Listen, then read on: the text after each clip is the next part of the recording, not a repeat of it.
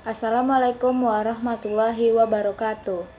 Perkenalkan, nama saya Elsa Nurfanovita, absensi 11 dari kelas 201, akan menyampaikan hasil resume buku Hukum Jaminan yang terdiri dari 7 bab. Bab 1 yaitu pendahuluan. A. Arti penting lembaga jaminan dan keadaan setelah Perang Dunia II. Perkembangan ekonomi satu negara diikuti dengan perkembangan kebutuhan akan kredit, dan pemberian kredit memerlukan jaminan demi keamanan modal dan kepastian hukum bagi pemberi modal. Untuk menaikkan taraf perekonomian negara, diperlukan kebijakan kredit longgar untuk memberikan perlindungan terhadap perusahaan-perusahaan kecil. Peranan penting lembaga jaminan adalah membantu pengusaha kecil dengan prosedur yang sederhana dan tidak memberatkan. Pemberian jaminan ringan dan memungkinkan untuk memperoleh kredit dengan gampang dan cepat. Setelah Perang Dunia Kedua, perkembangan lembaga jaminan sangat lamban. Tidak terjadi pembaharuan, pengaturan, dan perubahan hukum lembaga jaminan. Meskipun begitu, berlakunya Undang-Undang PA mengubah segi formil dari ketentuan atas hak tanah, mengubah ketentuan pada buku 2 KUH Perdata. Meskipun begitu, lembaga hipotek masih menggunakan peraturan lama, meskipun bertalian dengan hak tanah.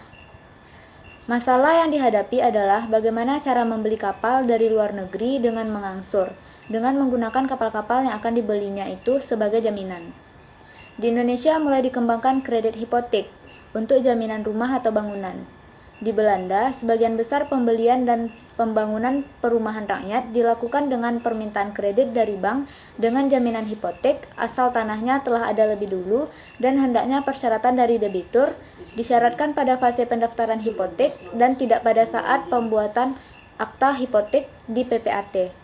Adanya pemikiran ke arah kemungkinan penyediaan dana bagi perusahaan-perusahaan yang tidak hanya tergantung pada sumber dana yang berasal dari pemerintah, melainkan juga menyerap dana dari masyarakat, kiranya sekarang juga sudah mulai dikembangkan di Indonesia. Peraturan pasar modal bertujuan 1. Mengikut sertakan masyarakat dalam pemilikan saham perusahaan-perusahaan menuju pemerataan pendapatan. 2. Meningkatkan partisipasi masyarakat dalam pengerahan dana dengan membeli efek perusahaan-perusahaan untuk diri sendiri dengan tujuan mendapatkan keuntungan dan menjual sertifikat sendiri dengan maksud agar masyarakat luas membeli sertifikat dapat menikmati keuntungannya. Yang ketiga, untuk perlindungan bagi pihak ekonomi lemah sesuai dengan GBHN dan Repelita, maka bank juga mengambil kebijaksanaan memberikan kredit dengan syarat-syarat yang longgar dan prosedur yang mudah sebagaimana ditentukan dalam Surat Edaran Bank Indonesia tanggal 2 September 1974, yaitu terutama untuk kredit KIK atau KMKP, yaitu kredit investasi kecil atau kredit modal kerja permanen. Bahwa apabila sertifikat atau sertifikat sementara atas tanah belum ada, maka surat qohir atas tanah atau verbonding Indonesia atau pajak bumi atau IPEDA atau IREDA atas tanah hak milik, hak guna usaha, hak guna bangunan dapat dipergunakan dengan nama yang tertera di dalam surat qohir atas tanah atau verbonding Indonesia atau pajak bumi atau IPEDA atau IREDA sama dengan nama pemohon kredit yang bersangkutan. Ketentuan lain mengenai jaminan tetap adalah bentuk ikatan kredit yang diadakan perbankan untuk pemberian KIK atau KMKP. Ialah dalam bentuk surat kuasa memasang hipotek. Untuk pemberian kredit-kredit KIK atau KMKP, kantor besar BRI memberikan petunjuk langkah-langkah sebagai berikut. 1. Pengajuan SKPP, KIK atau KMKP dilengkapi dengan model A atau contoh terlampir dari kantor sub agraria, dulu KPT, serta qohir tanah. Yang kedua yaitu keputusan saudara atau saudara Kakanca atas SKPP tersebut dilengkapi dengan surat pengantar ke KPT atau yang ditandatangani oleh saudara Kakanca. Yang ketiga yaitu model A yang telah diisi lengkap. Qohir tanah dan surat pengantar segera dikirim kepada KPT untuk mengetahui biaya yang dibebankan kepada calon debitur yang bersangkutan. Keempat, biaya tersebut di atas dapat dibebankan kepada nasabah saat realisasi kredit. Kelima, selambat-lambatnya dalam waktu 3 bulan setelah realisasi kredit, saudara Kakanca diminta untuk menghubungi kantor sub agraria termaksud mengenai penyelesaian sertifikat tanah tersebut serta sekaligus pemasangan ikatan jaminannya. Yang keenam, sebelum adanya sertifikat tanah bagi tanah yang digunakan sebagai jaminan kredit, maka Bank BRI bekerjasama dengan KPT, ikatan kredit dengan surat kuasa memasang hipotek, hanya bersifat sementara sambil menunggu sertifikat tanah dan harus dilakukan pemasangan secara nyata. Kredit-kredit kecil di pedesaan. Kredit-kredit syarat longgar dan prosedur gampang serta jaminan ringan untuk para petani, pengusaha kecil dan koperasi di pedesaan. Misalnya kredit BIMAS atau INMAS oleh BRI unit desa kepada petani dalam bentuk sarana produksi atau pupuk atau pestisida. Sebagai jaminan adalah rekomendasi kepala desa dengan penyalur oleh KUD, Keputusan Presiden Nomor 4 Tahun 1973, Undang-Undang Nomor 5 Tahun 1974, Pengadaan Pangan BRI memberikan kredit kepada KUD dengan dolog yang bertugas untuk pembelian pangan setempat. Terdapat dalam Keputusan Presiden Nomor 95 Tahun 1969. Besar pinjaman ditetapkan 0,5% sebulan. Diperlukan jaminan berupa bank garansi. Kredit candak kulak untuk pengusaha kecil dan petani di pedesaan dengan kredit berupa pinjaman, angsuran yang dicicil selama 5 atau 10 minggu, dan jaminan berupa konduite calon peminjam dan usahanya. Pemerintah memberikan bantuan untuk biaya administrasi demi mencegah tingginya bunga jaminan. Bagian B, yaitu perkembangan lembaga jaminan atas tanah setelah berlakunya Undang-Undang PA. Poin 1. Pengaruh berlakunya Undang-Undang PA. Dengan berlakunya Undang-Undang Nomor 5 Tahun 1960, maka beberapa ketentuan diubah dalam pasal-pasal yang baru, seperti pasal 51 tentang hak tanggungan dibebankan kepada hak milik, hak guna usaha, guna bangunan. Dalam pasal 57 dinyatakan selama pasal 51 belum terbentuk, masih berlaku ketentuan mengenai hipotek dalam KUH Perdata dan kredit verban dalam ST 1908 nomor 542 yang diubah ST 1937 nomor 190 atau segi material. Mengenai cara pembebanan dan pemasangan hipotek dan kredit verban, tunduk pada ketentuan Undang-Undang PA beserta peraturan pelaksanaannya. Maka dengan berlakunya Undang-Undang PA menimbulkan perubahan terhadap buku 2 KUH Perdata, di antaranya bagian A, pasal-pasal yang masih berlaku penuh. Pertama yaitu pasal-pasal tentang benda bergerak, pasal 505, 509, 518 KUH Perdata. Yang kedua, pasal-pasal tentang penyerahan benda bergerak, pasal 612, 613 KUH Perdata. Pasal-pasal yang ketiga, pasal-pasal tentang bewoning, ini hanya mengenai rumah, pasal 826, 827 KUH Perdata. Yang keempat, pasal tentang hukum waris, pasal 830 sampai 1130 KUH Perdata. Tanah diwarisi menurut hukum yang berlaku bagi si perwira. Yang kelima, pasal yang diistimewakan tentang piutang, 1131 sampai 1149 KUH Perdata. Yang keenam, pasal tentang gadai barang gerak, pasal 1150 sampai 1160 KUH Perdata. Pasal-pasal tentang hipotek yang ketujuh. Bagian B, pasal-pasal yang tidak berlaku lagi ialah 1. Pasal tentang benda tak bergerak yang berhubungan dengan hak mengenai tanah, pasal 506 sampai 508 KUH Perdata. Yang kedua, pasal tentang cara memperoleh hak milik tanah. Yang ketiga, pasal mengenai benda tak bergerak tak pernah terpakai, pasal 4, pasal tentang kerja rodi, pasal 673 KUH Perdata. Pasal 5, pasal tentang hak dan kewajiban pemilik pekarangan bertetangga, pasal 625 sampai 672 KUH Perdata. Yang keenam, pasal 674 sampai 710 KUH Perdata tentang pengabdian pekarangan. Yang ketujuh, pasal 711 sampai 719 KUH Perdata tentang hak obstal. Yang kedelapan, pasal 720 sampai 736 tentang hak erpach. Yang kesembilan, pasal 773 sampai 755 KUH Perdata tentang bunga tanah dan hasil 1/10. Bagian C, pasal-pasal yang tidak berlaku sepenuhnya atau tidak berlaku mengenai bumi, air dan kekayaan alam yang terkandung di dalamnya. Bagian 1 yaitu pasal 499 sampai 502 KUH Perdata tentang benda pada umumnya. Yang kedua yaitu pasal 503 sampai 505 KUH Perdata tentang cara membedakan benda.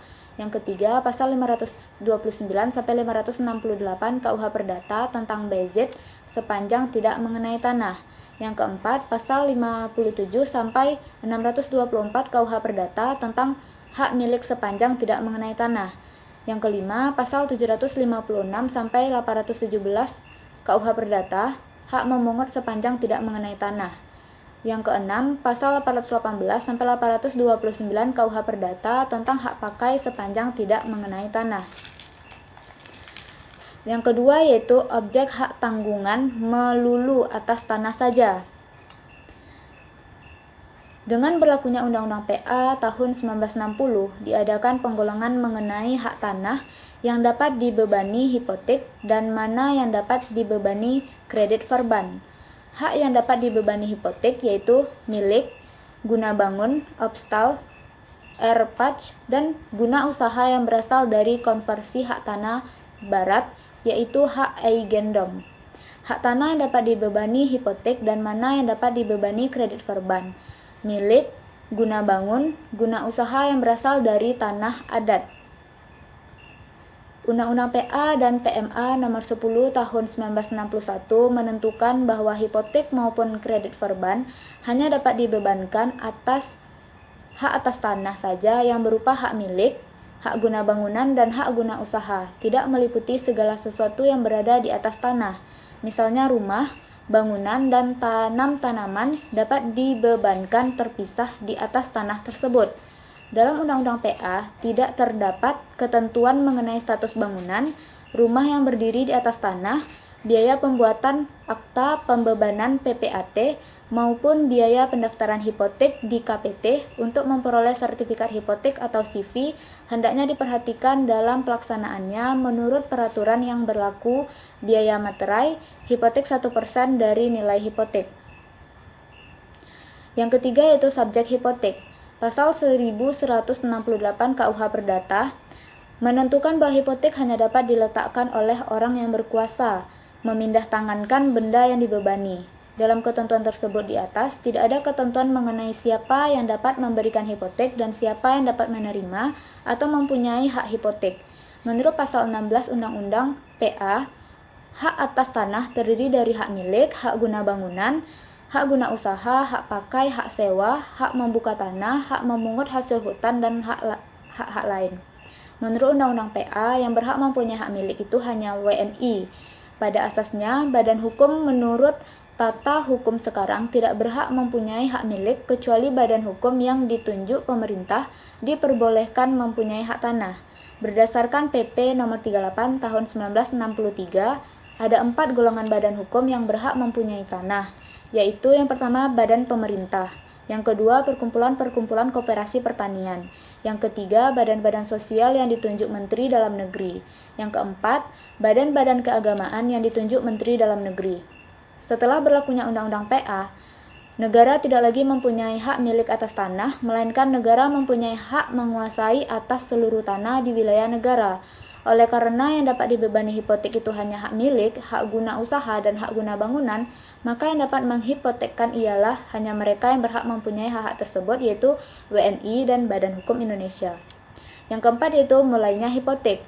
Menurut ketentuan pasal 1179 ayat 2 KUH Perdata ditentukan bahwa hipotek lahir sejak saat pendaftaran oleh kantor pendaftaran tanah. Sedang menurut pasal 15 aturan kredit verban lahir sejak saat dibuatnya akta oleh Wedana atau dalam pengertian sekarang setelah berlakunya Undang-Undang PA, lahir sejak dibuatnya akta oleh PPAT. Syaratnya terhadap benda jaminan disyaratkan harus ada pada saat dibuatnya perjanjian di PPAT dan tidak lagi pada saat pendaftaran di Dit Agraria Seksi Pendaftaran Tanah. Menurut ketentuan undang-undang di negara-negara Eropa, biasanya si penjual tidak akan memungkinkan peralihan hak milik itu sebelum menerima pembayaran harganya. Padahal harga pembayaran itu justru masih akan dipinjam dari bank. Pada lain waktu itu masih belum menjadi pemilik barang tersebut. Tetapi karena syarat itu diwajibkan pada saat pendaftaran hipotek, maka keadaan demikian membuka kemungkinan untuk memenuhi keinginan kedua belah pihak, yaitu bank dan pihak penjual. Bagian kelima yaitu hapusnya hipotek atau kredit verban. Dengan dihapusnya hipotek karena hapusnya hak atas tanah yang bersangkutan, yang hapus hanya perjanjian hipoteknya, tidak menghapuskan perutangan yang pokok. Untuk keseragaman ROIS yang diajukan oleh bank atau jika piutangnya telah lunas, agar dicantumkan dalam blanko tersebut yang dibuat oleh Dirjen Agraria, demikian juga pelaksanaan ROIS agar ada keseragaman.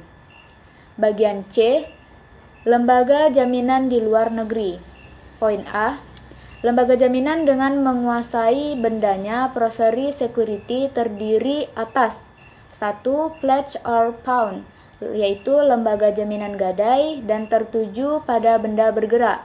Yang kedua, Lien Rentierage Droit de Retention, yaitu lembaga jaminan retensi adalah hak untuk menguasai bendanya sampai hutang yang bertalian dengan benda tersebut dibayar lunas. Yang ketiga, Mortgage with Possession, yaitu hipotek atas benda-benda bergerak dengan menguasai bendanya. Yang keempat, Hire Purchase Hurkop, yaitu lembaga jaminan suatu perjanjian sewa beli. Yang kelima, Conditional Sale atau pembelian bersyarat, yaitu perjanjian jual beli dengan syarat bahwa perpindahan hak atas barang baru terjadi setelah syarat dipenuhi. Yang keenam yaitu Credit Sale atau Koop op afbetaling, jual beli menyicil, yaitu jual beli di mana peralihan hak telah terjadi saat penyerahan meskipun harga belum dibayar lunas. Bagian B yaitu lembaga jaminan dengan tanpa menguasai bendanya. 1. Mortgage. Lembaga jaminan yang kita kenal dengan hipotek yang tertuju terhadap benda-benda tak bergerak. Yang kedua, chattel mortgage, yaitu di sebagian negara-negara barat mengenal lembaga chattel mortgage, yaitu mortgage atas benda-benda bergerak, umumnya adalah mortgage atas kapal laut dan kapal terbang dengan tanpa menguasai bendanya. Di luar negeri, chattel mortgage berwujud hipotek atas kapal laut dan hipotek atas kapal terbang. Lembaga chattel mortgage ini hampir mirip dengan conditional sale, namun jauh lebih banyak segi-segi yang menguntungkan dibandingkan dengan conditional sale, yaitu yang pertama, dapat dipakai sebagai jaminan bagi penjualan-penjualan dengan kredit maupun penjualan kontan.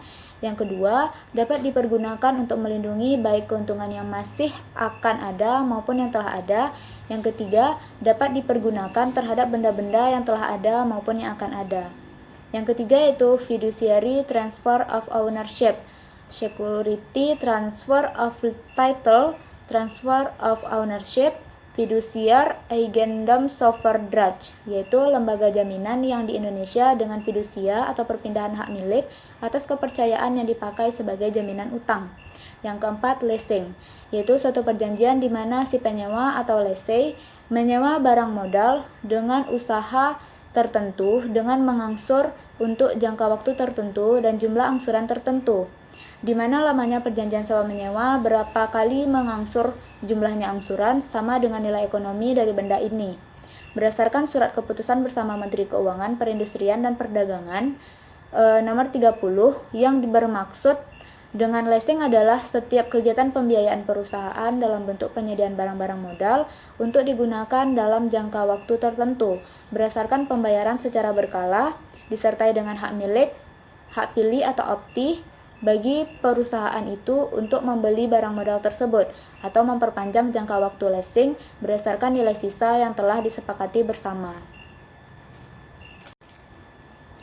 Bab 2, yaitu arti pentingnya hak eksekusi pada lembaga jaminan. Poin A, eksekusi. Hukum eksekusi yaitu hukum yang mengatur tentang pelaksanaan hak-hak kreditur dalam perutangan yang tertuju terhadap harta kekayaan debitur, manakala perutangan itu tidak dipenuhi secara sukarela oleh debitur. Untuk dapat melaksanakan akan pemenuhan haknya terhadap benda-benda tertentu dari debitur dengan melakukan eksekusi demikian, si kreditur harus mempunyai alas untuk melakukan eksekusi melalui pensitaan eksekutorial atau eksekutorial backlog untuk mempunyai kekuatan eksekutorial, yaitu mempunyai kekuatan untuk dilaksanakan seperti keputusan pengadilan, maka pada kepala dari akte notaris itu harus dicantumkan perkataan demi keadilan berdasarkan ketuhanan yang Maha Esa terdapat dalam Undang-Undang Pokok Kehakiman, Undang-Undang Nomor 19 Tahun 1964 Pasal 2 Ayat 1. Bagian B, parate eksekusi. Parate eksekusi atau eksekusi langsung adalah para pemegang gadai dan pemegang hipotek dengan adanya janji untuk menjual atas kekuasaan sendiri dapat melaksanakan haknya secara langsung tanpa melalui keputusan hakim atau grosse acte notaris. Kewenangan untuk menjual kekuasaan sendiri pada gadai timbul karena ditetapkan oleh undang-undang, sedangkan kewenangan sedemikian pada hipotek timbul karena memang diperjanjikan lebih dahulu. Dapat disimpulkan bahwa hak untuk menjual atas kekuasaan sendiri menguntungkan pemegang gadai dan hipotek dalam dua hal. Yang pertama, tidak membutuhkan title eksekutorial dalam melaksanakan haknya atau eksekusi. Yang kedua, dapat melaksanakan eksekusi sendiri secara langsung atau mandiri, tak peduli adanya kepailitan dari debitur atau di luar kepanitiaan karena dia tergolong separatis. Bagian C yaitu kepailitan. Jika pensitaan pada eksekusi dan parate eksekusi tertuju pada harta kekayaan tertentu dari debitur dan untuk kepentingan debitur tertentu juga, maka pada kepailitan pensitaan yang tertuju pada harta kekayaan debitur seluruhnya untuk kepentingan para debitur. Di Indonesia, Balai Harta Peninggalan bertindak selaku kurator kepailitan. Untuk menghindari terjadinya gugat kepailitan debitur yang telah merasa tidak dapat memenuhi hutang-hutangnya yang sudah dapat ditagih, dapat mengajukan permohonan penundaan pembayaran atau surseance van betaling untuk memberi kesempatan bagi debitur untuk permohonan accord sehingga kepailitan tidak terjadi. Permohonan accord hanya dapat diajukan oleh debitur yang pailit, dan ini juga hanya dimungkinkan jika pihak ketiga ataupun keluarganya dapat menyediakan sejumlah uang yang disyaratkan untuk kepentingan para kreditur konkuren. Jika accord disetujui, maka diperkuat oleh homologasi accord, dan jika tidak, maka keadaan surseance berubah menjadi keadaan pailit. Menurut ketentuan Undang-Undang Hipotek dan Kredit Verban, kreditur mempunyai kewenangan untuk mengeksekusi secara langsung benda yang menjadi jaminan tanpa perantaraan hakim karena adanya dua kemungkinan, yaitu karena gross akte hipotek atau kredit verban mempunyai kekuatan eksekutorial dan karena adanya janji untuk menjual atas kekuasaan sendiri. Namun dalam prakteknya, eksekusi secara langsung oleh bank terhadap benda jaminan jarang sekali terjadi. Grosse akte hipotek agar dapat dilaksanakan secara langsung dan kreditur pemegang grosse benar-benar dapat melaksanakannya. Dengan adanya ketentuan Undang-Undang Nomor 49 PRP tahun 1960 yang memberikan preferensi kepada piutang negara termasuk piutang bank-bank pemerintah yang dipersamakan dengan piutang pajak, maka kedudukan kreditur pemegang jaminan baik berupa hipotek, kredit verban, dan lain-lain menjadi terdesak.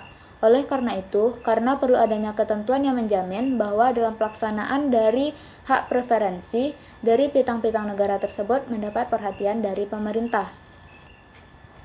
Bab 3 yaitu sifat dan bentuk perjanjian jaminan.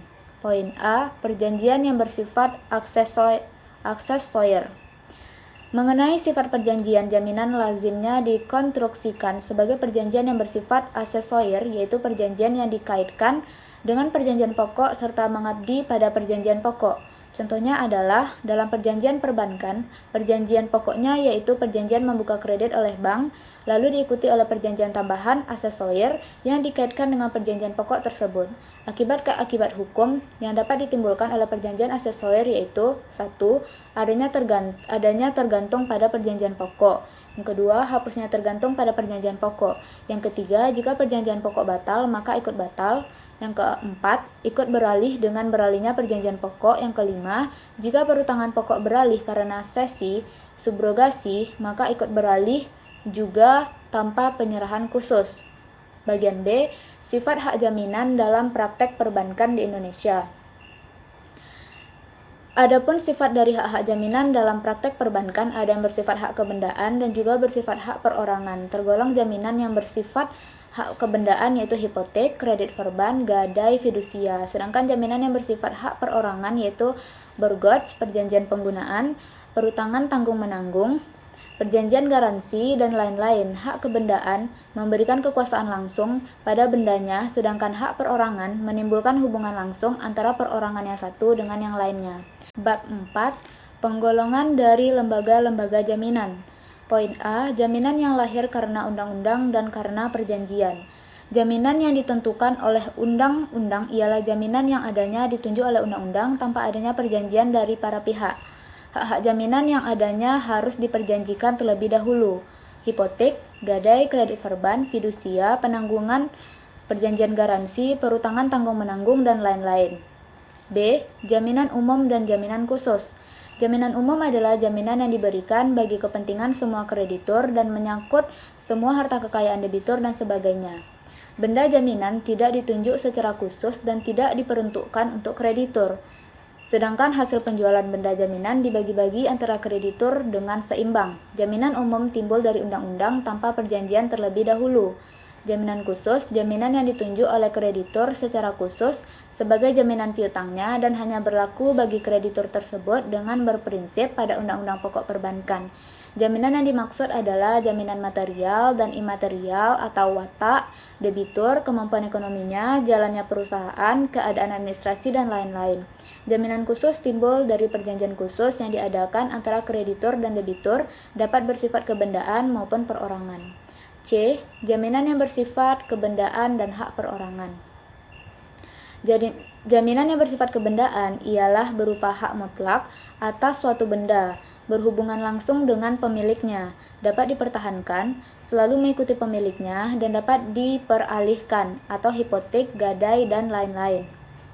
Jaminan yang sifatnya perorangan adalah yang menimbulkan langsung pada perorangan tertentu, hanya dipertahankan terhadap debitur tertentu, terhadap harta kekayaan seumumnya.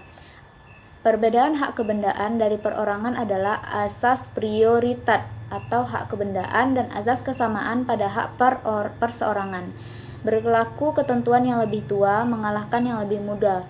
Namun, untuk piutang tidak mengenal yang mana yang lebih tua dan muda. Jika terjadi kepailitan, hasil-hasil penjualan benda-benda tersebut dibagi antara mereka bersama seimbang dengan antara besarnya piutang masing-masing atau pons geldgild.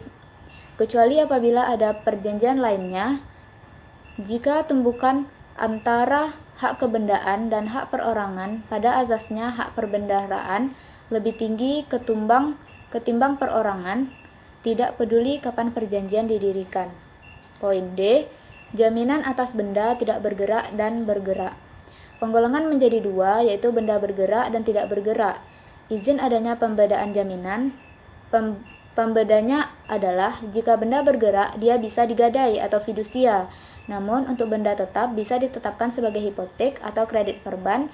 Pembedaan antara benda bergerak dan tidak bergerak memiliki arti penting, yaitu cara pembebanan atau jaminan, yang kedua cara penyerahannya, kemudian dalam hal ini adalah dewasa, dan dalam hal bezit. Perbedaan lain adalah dalam penyerahan barang tak bergerak dengan dilakukan dengan balik nama, namun untuk barang bergerak sendiri memiliki sistem nyata, penyerahan langsung, dan lain-lain. Hanya benda bergerak yang tidak dapat daluarsa dalam kependudukan, berkuasa, atau bezit. Benda bergerak berlaku azas dalam pasal 1997 KUH Perdata, sedangkan untuk benda belum tentu seperti itu. Perbedaan antara benda bergerak dan benda tidak bergerak setelah Undang-Undang AP adalah hanya benda bergerak yang bisa difidusiakan, sementara benda tidak bergerak tidak bisa sebagai jaminan fidusia. Demikian pula dalam hukum acara RIB atau HIR, membedakan benda bergerak dan benda tak bergerak, di mana hakim dapat memerintahkannya supaya dari kekayaan terhukum disita benda-benda bergerak atau benda-benda tetap. Kesimpulannya adalah betapa penting untuk masih tetap membedakan benda yang bergerak dan benda tetap menurut pasal 506, 507 KUH Perdata, sedangkan dalam hukum adat Tidak dikenal pembedaan antara benda bergerak dan benda tetap. Maka dari itu, sejak dahulu penyelesaian menurut Profesor Terhar dalam menghadapi berlakunya ketentuan-ketentuan eksekusi dan lain-lain terpaksa mengadakan pembedaan antara benda bergerak dan benda tetap terhadap harta kekayaan yang dimiliki menurut hukum adat. Dalam penggolongan benda-benda tersebut dijumpai juga benda-benda yang meragukan. Benda-benda yang meragukan tersebut digolongkan sebagai benda tetap atau benda bergerak dengan tafsiran sedemikian rupa sesuai dengan sifat-sifat istimewanya. Dengan berlakunya Undang-Undang PA dapat disimpulkan bahwa semua pasal-pasal dalam buku 2 KUH Perdata yang tidak mengenai tanah masih tetap berlaku sepenuhnya. Tanpa adanya pasal-pasal tersebut, kita tidak akan mengetahui benda-benda mana yang harus diserahkan dan dibebankan menurut cara-cara tersebut di atas, dan benda-benda mana yang dapat menjadi objek gadai dan hipotek. Pembedaan benda bergerak dan tak bergerak penting juga bagi bidang-bidang hukum yang lain, misalnya dalam hukum pajak, hukum acara, dan hukum administrasi. Benda tak bergerak menyangkut kepentingan masyarakat secara menyeluruh yang sangat menentukan, karena benda tak bergerak selalu menjadi objek utama dari hukum publik. Dehan mengadakan pembagian secara fungsional mengenai tindakan-tindakan hukum atau cara-cara pendekatan yang dilakukan terhadap benda tak bergerak, di mana tindakan-tindakan hukum senantiasa mengandung segi-segi hukum privat dan segi hukum publik, yaitu dalam hal status hukumnya, peruntukannya, penentuan, penguasaan, pemakaian, pengurusan, dan pajak. Semua aspek tersebut di atas mengandung baik dari segi hukum privat maupun segi hukum publik. Aspek-aspek tersebut ialah sebagai berikut. Yang pertama, status hukum. Segi hukum privatnya ialah keadaan hukumnya yang bersifat kebendaan, sedang bagi hukum publiknya ialah pembatasan-pembatasannya terhadap penggunaan hak milik maupun kewajiban pendaftaran dalam register umum. Yang kedua, yaitu peruntukan. Segi hukum privatnya ialah merupakan hak dari pemilik atau pemakai. Segi hukum publiknya ialah perencanaan, peruntukan bagi benda tetap tersebut untuk apa dan untuk siapa.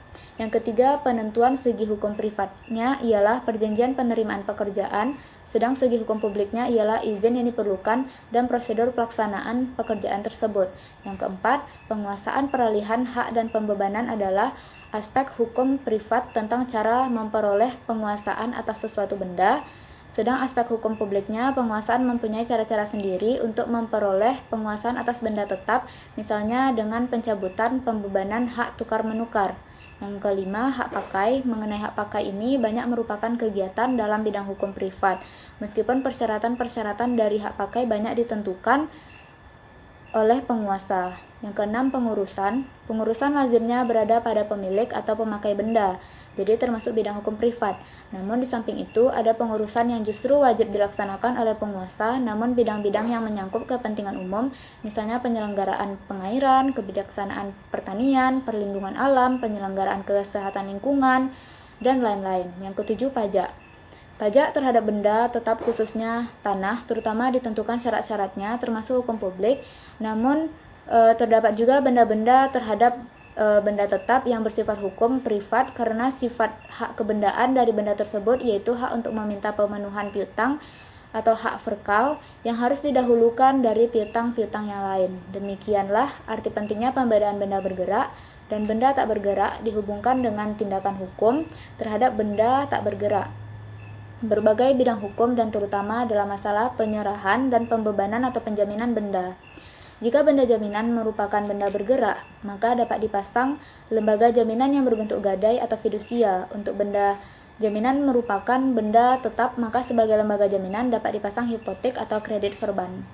Dalam praktik di Indonesia, dalam perkembangannya sekarang, fidusia juga dapat tertuju atas benda tak bergerak, yaitu fidusia atas rumah di atas tanah hak sewa, fidusia atas bangunan di atas tanah hak pakai, fidusia atas bangunan di atas tanah hak pengelolaan.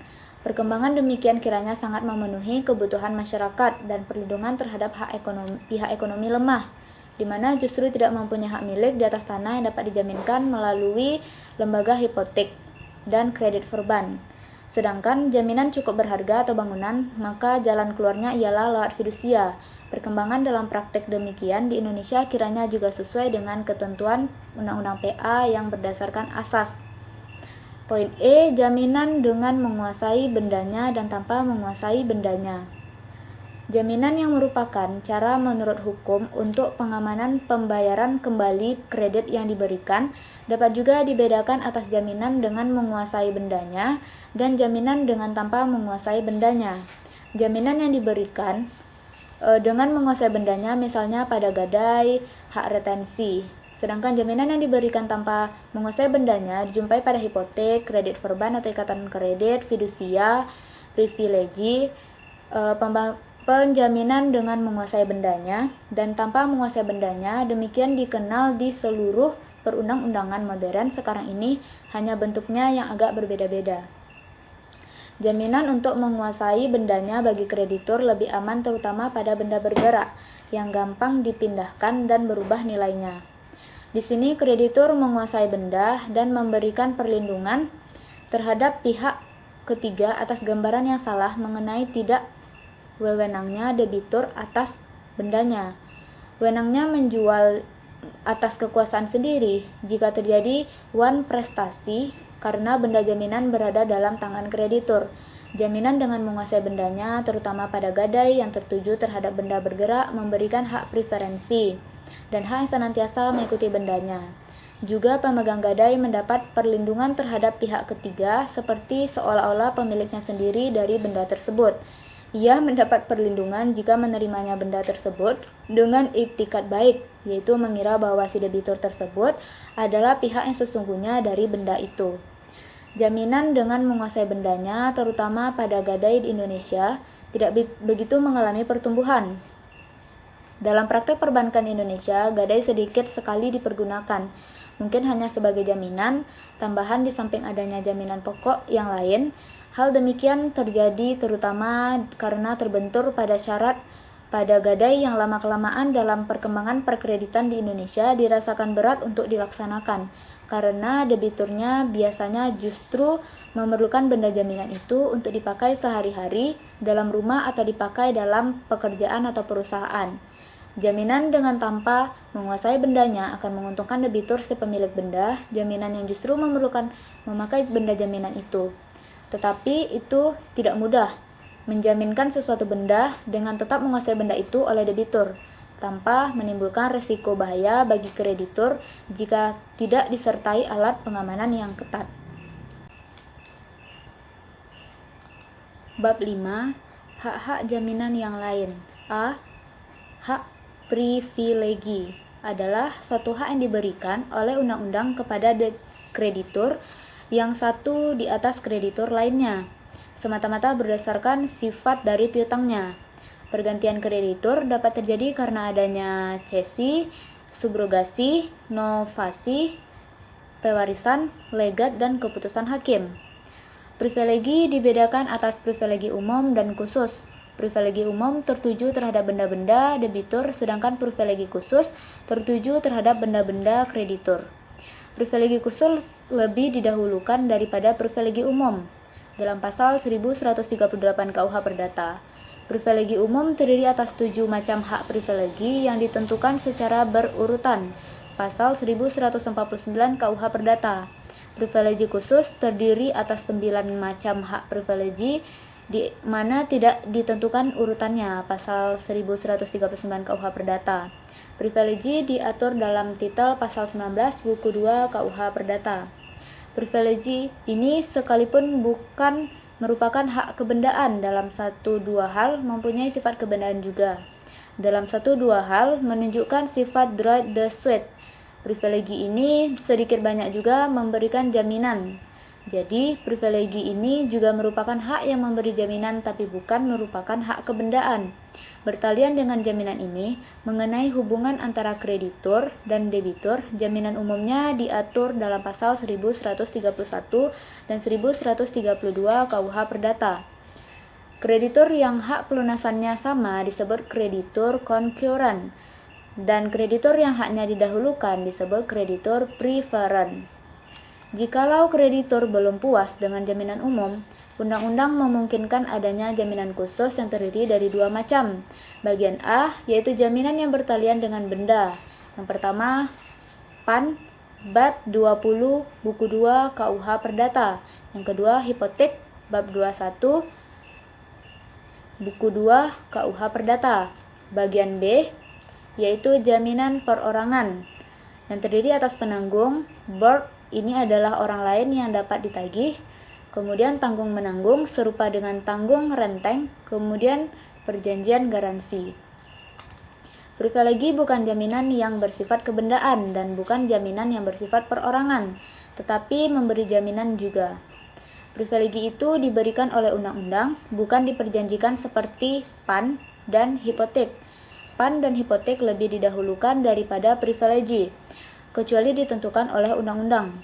Mengenai privilegi ini, ada satu hal yang harus diingat, yaitu adanya mitigating stretch daripada hakim, yaitu adanya kewenangan daripada hakim untuk menentukan jumlah yang sepatutnya, mengurangi sampai jumlah yang pantas, mengingat kepentingan kedua belah pihak.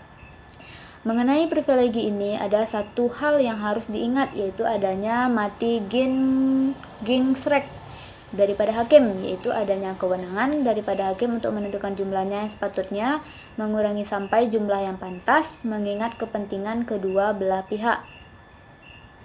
Privilegi mempunyai arti penting dalam hal debitur jatuh pailit atau dalam hal eksekusi dari harta kekayaan debitur.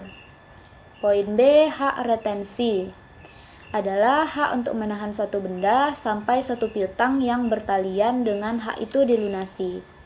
Aturan yang umum dalam KUH Perdata mengenai hak retentif ini dalam KUH Perdata tidak ada, melainkan diatur dalam pasal-pasal yang tercerai-berai, yaitu dalam pasal-pasal 567, 575, 576, 579, 834, 715, 725, 1159, 1756, 1616, 1729, 1812 KUH Perdata.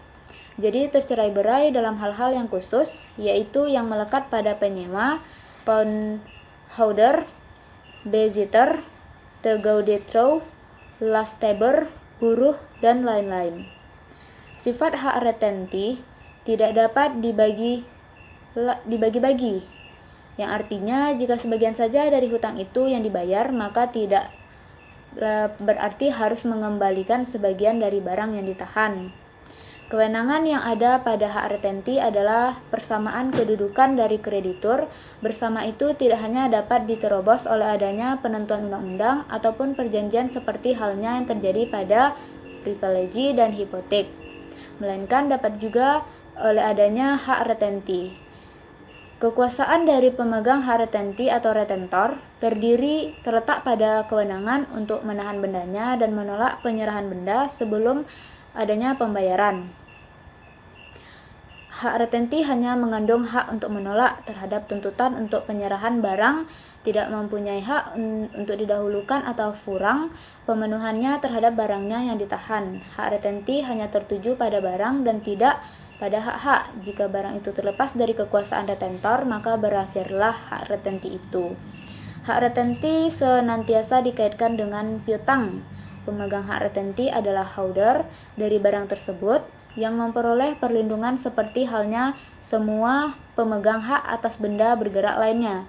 Jika perutangan tersebut dilakukan oleh holder, negara modern mengenai penggolongan hak retensi di Indonesia, sebagian besar hak retensi diatur dalam undang-undang sebagaimana bisa kita jumpai dalam peraturan-peraturan yang cerai-berai terdapat dalam hukum benda, buku 2 KUH Perdata, buku hukum dagang dan hukum perutangan perburuhan, yaitu buku 3 KUH Perdata, hukum dagang dan peraturan-peraturan lainnya.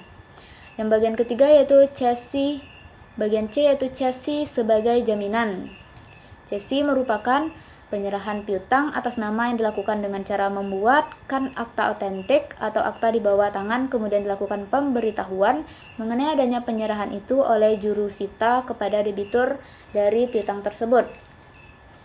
Cesi dibedakan dengan gadai atas piutang. Perbedaan yang menonjol ialah cesi atas piutang terikat oleh bentuk tertentu, yaitu harus dituangkan dalam akta otentik atau akta di bawah tangan, sedangkan gadai atas piutang berbentuk bebas.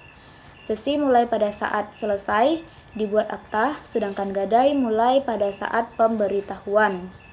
Fidusia dan cesi lebih disukai daripada gadai karena tidak terikat oleh syarat pemberitahuan. Pemberian jaminan cesi piutang tidak diketahui oleh debitur piutang, sedangkan pada fidusia memungkinkan pemberitahuan kepada debitur dapat dilakukan kemudian dan tidak adanya kewajiban administrasi yang banyak. Cesi sebagai jaminan dikenal sejak tahun 1874. Lembaga tersebut tidak banyak menimbulkan keberatan dan tolakan dari ahli dan jurisprudensi.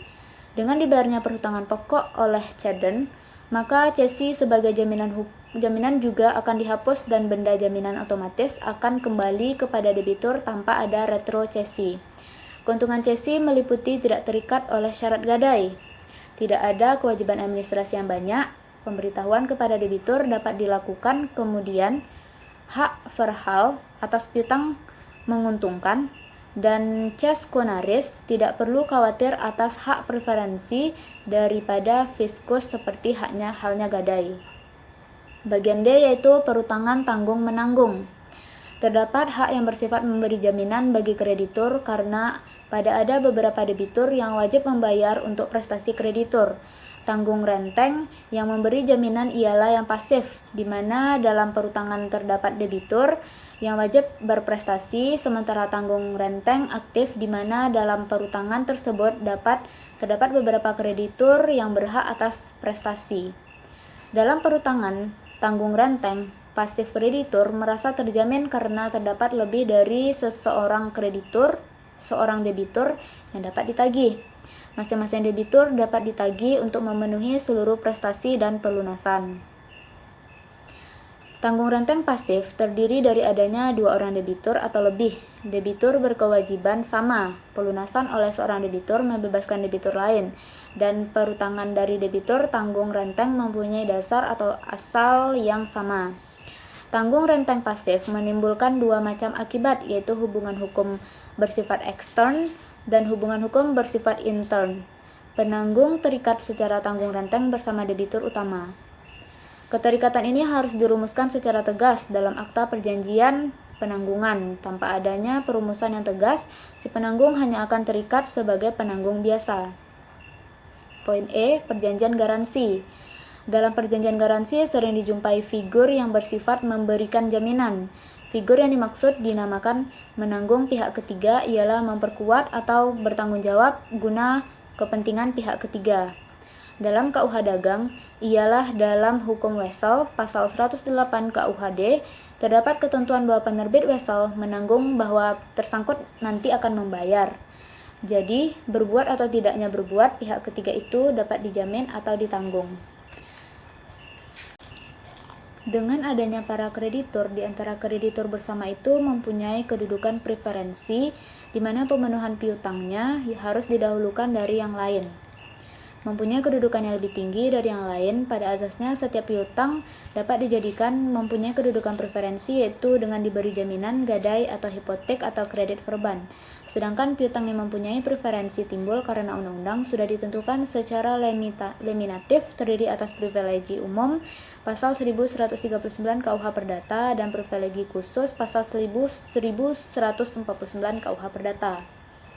Poin C yaitu tingkatan-tingkatan lembaga jaminan. Tingkatan-tingkatan dari lembaga jaminan Indonesia dalam arti mana harus diutamakan lebih dahulu atau lebih didahulukan daripada yang lain dalam pemenuhan hutang dapat diperinci sebagai berikut.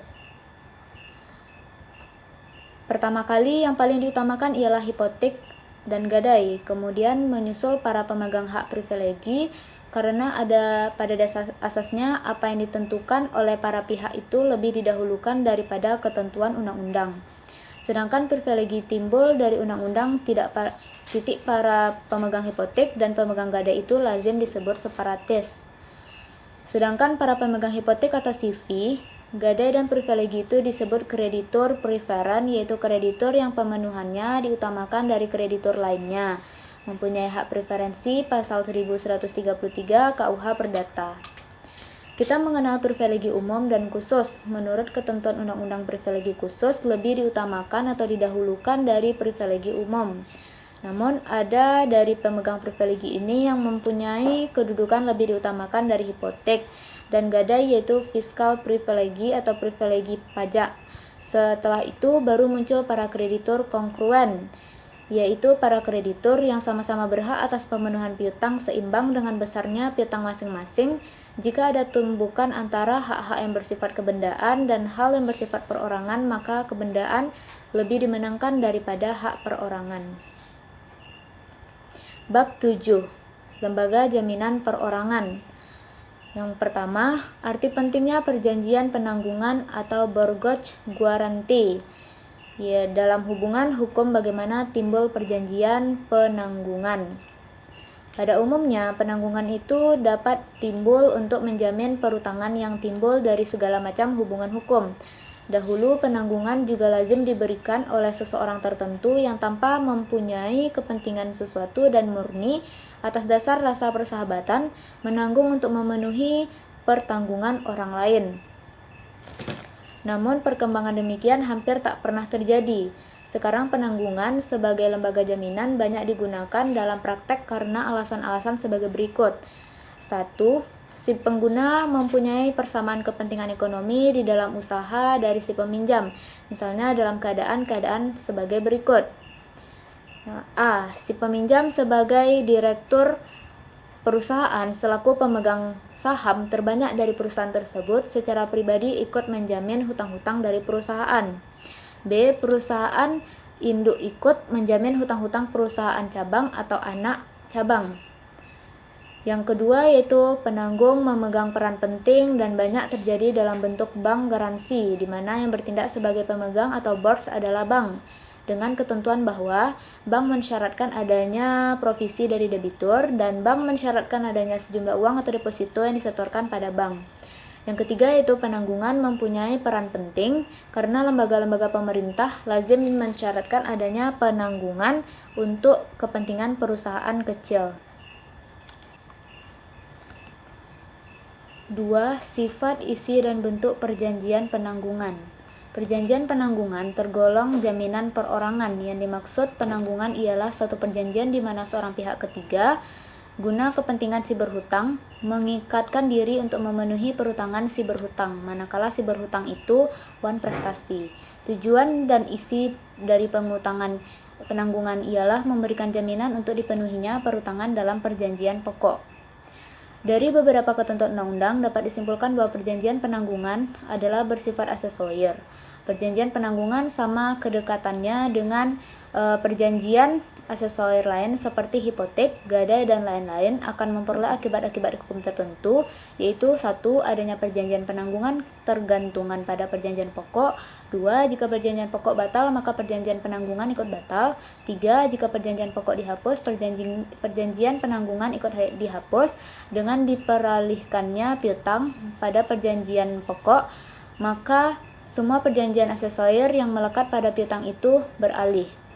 Sebagai pengecualian dari sifat aksesorir dari penanggungan bahwa orang dapat mengadakan perjanjian penanggungan dan akan tetap sah sekalipun perjanjian pokoknya dibatalkan karena akibat dari ekspresi yang hanya menyangkut diri pribadi debitur. Pada jaminan yang bersifat perorangan, demikian pemenuhan prestasi hanya dapat dipertahankan terhadap orang-orang tertentu, yaitu si debitur dan penanggungnya. Perjanjian penanggungan menurut ketentuan undang-undang adalah bersifat bebas, tidak terikat oleh bentuk tertentu dalam arti dapat secara lisan, tertulis, atau dituangkan dalam akta. Perjanjian penanggungan juga mirip dengan perjanjian garansi, yaitu sama-sama adanya pihak ketiga yang berkewajiban memenuhi prestasi. Hanya perbedaannya ialah pada perjanjian garansi, adanya kewajiban demikian tercantum dalam perjanjian pokok yang berdiri sendiri. Perjanjian penanggungan, di mana seorang berjanji untuk menanggung kerugian yang akan diderita pihak lawannya, manakala pihak ketiga tidak memenuhinya. Perjanjian penanggungan dengan perutangan tanggung-menanggung, persamaannya debitur masing-masing harus bertanggung jawab untuk memenuhi seluruh prestasi. Perbedaannya, perjanjian penanggungan bersifat aksesorir dan si penanggung mempunyai hak untuk membagi hutang. Cara pemenuhannya bersifat subsidiar, sedangkan perutangan tanggung-menanggung bersifat berdiri sendiri atau perjanjian pokok, dan debitur di sini tidak mempunyai hak untuk membagi hutang atau forage funds splitting. Perlu adanya perjanjian kehendak secara tegas dari penanggung demi perlindungan. Kreditur cukup menerima akta Borgots tersebut dan meminta pemenuhan perjanjian. Penanggungan yang diadakan untuk pemenuhan piutang dari hubungan hukum keperdataan dapat timbul dari perutangan yang lahir dari perjanjian, perbuatan melawan hukum, perutangan wajar, pengurusan kepentingan orang lain, dan pembayaran hak terutang. Untuk pelaksanaan eksekusi, pelaksanaan winning, semua perutangan harus diwujudkan dalam pembayaran sejumlah uang. Namun dimungkinkan juga penanggung hanya memenuhi suatu prestasi. Perjanjian penanggungan juga dimungkinkan dikonstruksikan dalam bentuk perutangan dengan syarat menangguhkan. Bagian ketiga yaitu penanggungan yang diwajibkan. Penanggungan yang timbul karena penetapan undang-undang mewajibkan adanya seseorang penanggung untuk memenuhi kewajiban-kewajiban tertentu atau keadaan tak hadir, hak pakai hasil, pewarisan. Syarat penanggung perutangan yaitu yang pertama, mempunyai kecakapan mengikatkan diri. Yang kedua, cukup mampu secara ekonomis. Yang ketiga, berdiam di wilayah RI. Penanggung yang dikehendaki akibat perjanjian pokok tidak dapat dituntut oleh kreditur dan harus diganti apabila ternyata tidak memenuhi syarat. Jika si debitur yang berdasarkan hukum diwajibkan memberikan seorang penanggung tidak mendapatkannya, memberikan jaminan gadai untuk hipotek sebagai gantinya. Bagian yang keempat yaitu luasnya penanggungan. Si penanggung dapat menanggung yang pertama seluruh perutangan pokok, yang kedua sebagian perutangan pokok dengan syarat lebih ringan dari perutangan pokok jika lebih tidak batal namun sah untuk apa yang diliputi oleh perutangan pokok. Yang bagian ketiga yaitu selain pembayaran berupa uang namun dapat diperhitungkan dalam jumlah menurut undang-undang. Yang keempat yaitu penanggungan atas penanggungan tak terbatas. Ada kalanya penanggungan itu tidak terbatas hanya untuk pelaksanaan perjanjian pokok saja, melainkan termasuk semua akibat hutangnya, bahkan terhitung semua biaya-biaya gugatan yang diajukan terhadap si berhutang utama. Penanggungan tidak dapat diadakan melebihi atau dengan syarat-syarat yang lebih berat daripada perutangan debitur. Jadi di sini terdapat penanggungan utama dan penanggung belakang. Penanggung di sini diberikan kepentingan kreditur. Jika penanggung belakang ini telah membayar seluruh hutang, maka ia mempunyai hak penuntutan kembali pembayaran terhadap si penanggung utama dan tidak mempunyai hak regres terhadap si debitur. Di samping itu dimungkinkan juga bahwa dua orang penanggung sama-sama mengikatkan diri selaku penanggung suatu hutang. Di dalam perjanjian penanggungan, ada pula kemungkinan bahwa seorang penanggung mengikatkan diri untuk suatu hutang bersama-sama dengan si berhutang secara tanggung-menanggung. Hal ini disebut dengan penanggung solider. Jika pada waktu seorang penanggung menuntut pemecahan hutang, sedangkan seorang atau beberapa penanggung yang lain berada dalam keadaan tidak mampu, maka si penanggung tersebut menurut ketentuan undang-undang diwajibkan membayar bagian orang-orang yang tidak mampu itu. Bagian kedua yaitu hubungan dan akibat-akibat hukum penanggung dan kreditur. Penanggung lazim dibuat janji-janji khusus antara kreditur dan penanggung yang maksudnya mengandung janji agar penanggung melepaskan hak-haknya tertentu sebagaimana diberikan oleh undang-undang. Sebagai akibat dari adanya hubungan perjanjian penanggungan antara kreditur dan penanggung, si kreditur juga mempunyai kewajiban-kewajiban terhadap penanggung. Meskipun si penanggung mengikatkan diri untuk kepentingan si kreditur, kewajiban untuk memberikan kepada penanggung hal-hal yang seharusnya diketahui oleh penanggung untuk dapat menjaga kepentingan-kepentingannya, hak-hak dari si penanggung, yaitu hak untuk menuntut lebih dahulu, hak untuk membagi hutang, hak untuk mengajukan tangkisan gugat, dan hak untuk diberhentikan penanggungan atau karena terhalang melakukan subrogasi akibat perbuatan kesalahan kreditur. Subrogasi dalam penanggungan terjadi apabila si penanggung yang telah membayar menggantikan demi hukum segala hak si yang berpiutang terhadap diberutang, atau pasal 1840 KUH Perdata.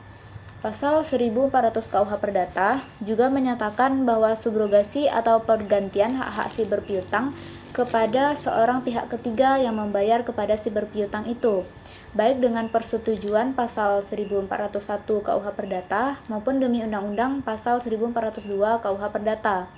Akibat hukum yang timbul terkait dengan utang piutang, tanggung jawab debitur, kreditur, dan penanggung adalah bahwa perjanjian utang piutang tersebut masih berjalan. Namun penanggung yang telah membayar tersebut posisinya sekarang berganti menjadi kreditur, dapat menuntutnya kembali dari si berutang baik mengenai uang pokoknya maupun bunga serta biaya-biaya. Pasal 1839 KUH Perdata. Dalam pasal 1841 KUH Perdata menjelaskan bahwa debitur lebih dari satu orang dan penanggung bahwa hanya satu orang. Penanggung diberikan opsi untuk menentukan cara pembayaran baik dengan menuntut masing-masing debitur maupun memilih salah satu yang dianggap mampu bayar. Para debitur ini bertanggung jawab kepada penanggung. Dalam pasal 1842 KUH Perdata menjelaskan bahwa penanggung berhak untuk meminta pengembalian pembayaran kepada kreditur yang mempunyai itikat baik dalam hal yang pertama, penanggung dan kreditur sama-sama melakukan pembayaran utang kepada kreditur. Yang kedua, penanggung sudah membayar namun ternyata perjanjian antara debitur dan kreditur dibatalkan. Penanggung juga dapat menuntut si berutang untuk diberikan ganti rugi atau untuk dibebaskan dari perikatannya bahkan sebelum ia membayar utangnya. Pasal 1843 KUH Perdata.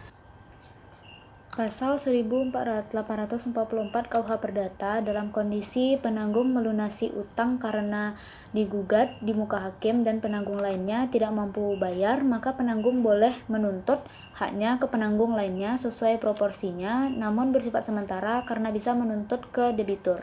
Apabila debitur dipilotkan, penanggung bisa menuntut ke penanggung lainnya, tapi hak para penanggung tidak dijaminkan kembali oleh karena debitur telah pilot. Yang ketiga yaitu janji-janji dalam perjanjian jaminan. Perjanjian penanggungan selalu dibuat dalam bentuk tertulis, dituangkan dalam akta di bawah tangan, akta notaris atau tercantum dalam model-model tertentu dari bank. Yang bertanda tangan dalam akta ini adalah debitur dan penanggung sendiri yang kemudian diserahkan ke kreditur. Sering pula perjanjian penanggungan ini dituangkan dalam bentuk perjanjian pengakuan hutang. Janji-janji yang biasa dicantumkan atau diadakan dalam akta penanggungan ialah 1. Janji agar penanggungan melepaskan haknya untuk menutup penjualan harta benda debitur terlebih dahulu. 2. Janji penanggung melepaskan haknya untuk membagi-bagi hutang. 3. Janji agar penanggung melepaskan haknya untuk diberhentikan dari penanggungan. Yang keempat, janji untuk tidak dibagi. Yang kelima, janji agar penanggungan tetap sah meskipun ada penanggung bersama ikut terikat. Yang keenam, jadi kreditur diberi kuasa oleh penanggung untuk melaksanakan hak regres terhadap debitur. Yang keempat yaitu hubungan dan akibat hukum antara penanggung dan debitur. Hak menuntut kembali biasa disebut hak regres. Timbul setelah penanggung membayar hutang debitur baik secara sukarela maupun atas dasar keputusan hakim yang memutuskan atau menghukum penanggung untuk membayar hutang tersebut. Bunga maupun biaya yang timbul, penanggung berhak menuntut penggantian kerugian terdapat dalam pasal 1839 ayat 4 KUH Perdata. Dari undang-undang itu dapat disimpulkan penanggung mempunyai hak menuntut dan hak menggantikan kedudukan kreditur atau subrogasi. Hak menuntut berlaku pada pembayaran ongkos perkara, bunga, dan kerugian. Hak subrogasi antara lain hak hipotek, gadai, dan privilegi. Subrogasi meliputi hak yang ada pada waktu pembayaran hutang dilakukan dan tidak hanya hak-hak yang ada pada waktu penanggungan diadakan. Pada asasnya, hak subrogasi dari penanggung yang telah membayar sebagian hutang tidak boleh merugikan kreditur. Hak dari kreditur lebih didahulukan daripada penanggung. Namun asas ini hanya berlaku untuk pemenuhan piutang, privilegi, gadai, dan hipotek.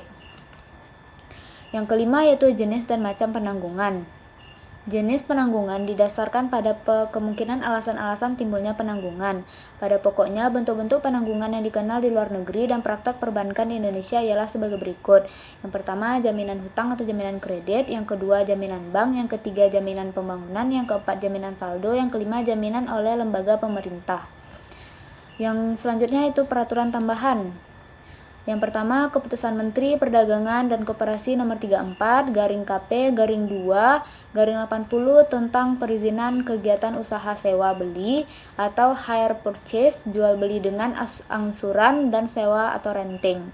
Surat Keputusan Bersama Menteri Keuangan. Menteri Perindustrian dan Menteri Perdagangan tentang perizinan usaha leasing. Yang kedua itu Surat Keputusan Menteri Keuangan nomor Cap 649-4-4-5-1974 tentang perizinan usaha leasing. Yang ketiga, Surat Keputusan Direksi Bank Indonesia tentang pemberian jaminan oleh bank dan pemberian jaminan oleh lembaga keuangan bukan bank.